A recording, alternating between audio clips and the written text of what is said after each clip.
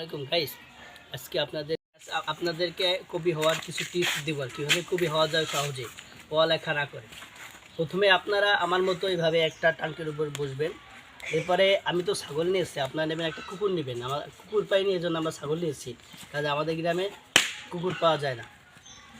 এরপরে এরকম ছাগল নেবেন, ছাগলের পাশে বসাবেন, আর সামনে একটা কয়েল রাখবেন। কিন্তু আমরা দোকান বন্ধ, যাই অনেক কয়েল রাখতে পারিনি।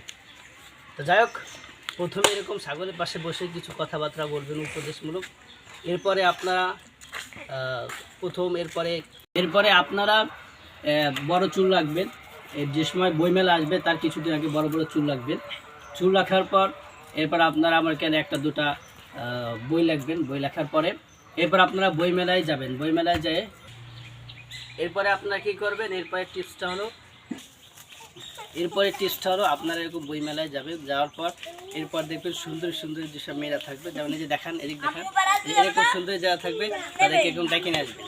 ডেকে নিয়ে আসার পরে এরপর বলবেন, বোরকা পরা মেয়ে থাকলে তাদেরকে দেখাবেন না, সুন্দরীকে দেখাবেন।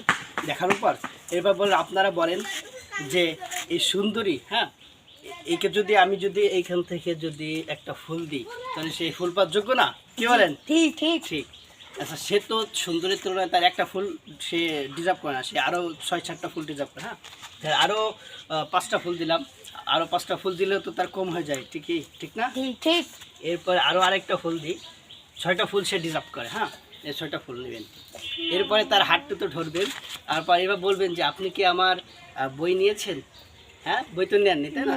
আমার পক্ষ থেকে আপনাকে বই দিলাম, নেন। হ্যাঁ, আমার পক্ষ থেকে বই দিলাম, এটা বলবেন। এরপরে যখন তাদের সাথে সেলফি তুলতে যাবেন, তখন এরকম আসবেন, এসে তাকে এরকম ভিচ্ছি দিয়ে সুন্দর করে হাত তুলবেন।